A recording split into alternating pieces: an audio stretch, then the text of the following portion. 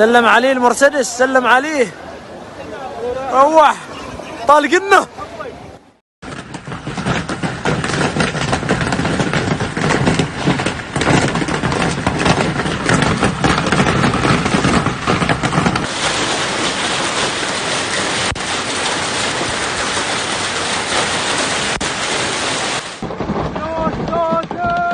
Heavy rain has continued to lash parts of the UAE on Monday evening after it caused heavy disruption across the Emirates on Sunday.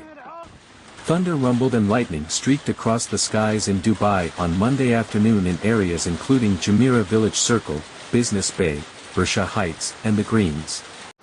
Dubai's RTA on Monday evening called on motorists to refrain from overtaking and maintain a safe distance with other vehicles to ensure safety of all drivers. The Emirates Education Foundation announced distance learning would continue in all government schools on Tuesday due to the continued unsettled weather.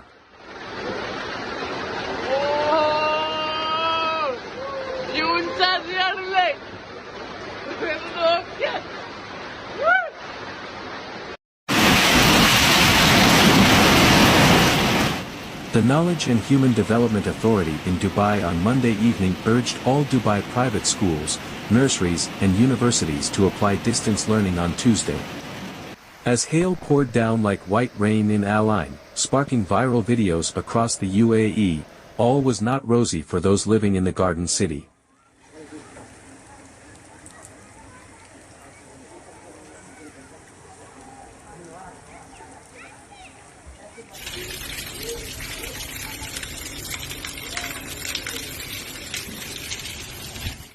Speaking to Khaleej Times, a few residents shared their plight as cars and shops across the city suffered damage in what residents are calling a never-seen-before hailstorm.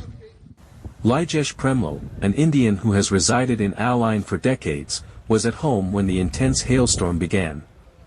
"This was the heaviest hailstorm I have seen in years. I have lived here for 40 years, but I have never seen a storm of such scale." For Lijesh, the scene that awaited him outside his home is what left him in dismay.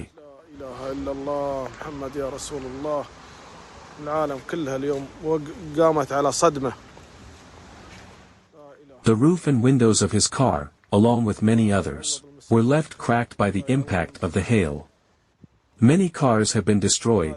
Not only that, but shop windows and signboards have been damaged too.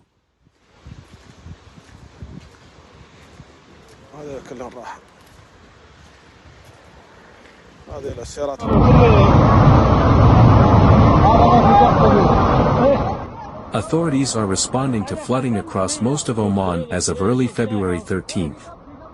Heavy rainfall the previous day caused flooding across most of the country, with northern Oman the worst affected.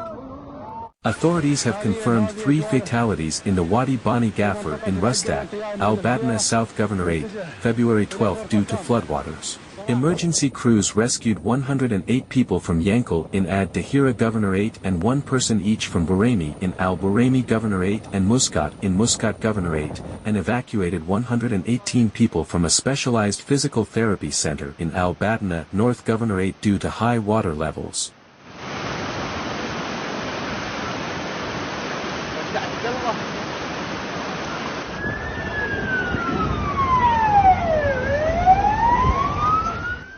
Authorities suspended all schools across Oman except for Al-Wusta, Dhofar, and Muzandam Governorates February 12 to 13th.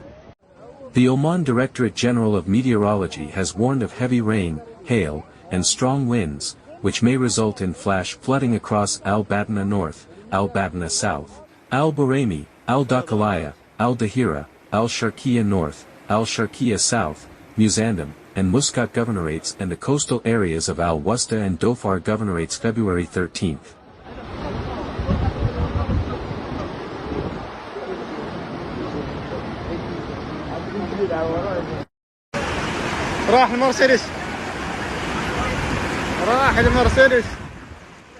Red thunderstorm warnings are in place across most of the affected area. Further sustained heavy rainfall could trigger additional flooding in low-lying communities near rivers, streams, and creeks and on ground already saturated by previous rainfall. Urban flooding is also possible in developed areas with easily overwhelmed stormwater drainage systems. Sites downstream from large reservoirs or rivers may be subject to flash flooding after relatively short periods of intense rainfall. Landslides are possible in hilly or mountainous areas, especially where heavy rainfall has saturated the soil. Authorities could issue additional mandatory evacuation orders for flood-prone communities. Disruptions to electricity and telecommunications services may occur where significant flooding or landslides impact utility networks.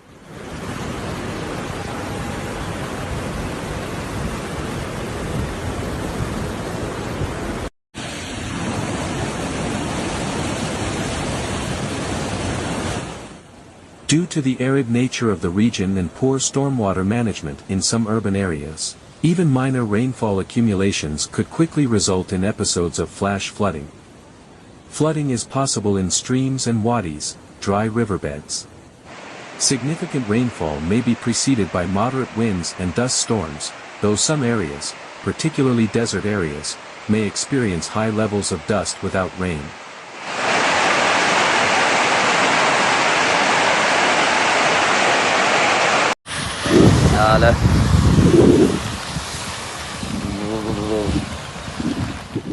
The severe weather will likely contribute to transport disruptions throughout the region.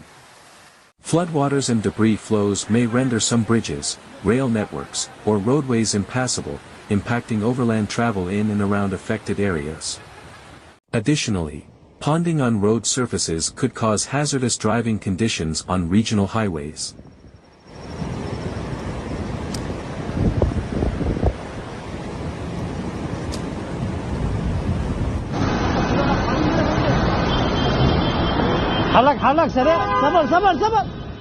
Authorities could temporarily close some low-lying routes that become inundated by floodwaters. Traffic and commercial trucking delays might occur along regional highways. Flooding downpours could inundate some low-lying roads in areas with poor drainage.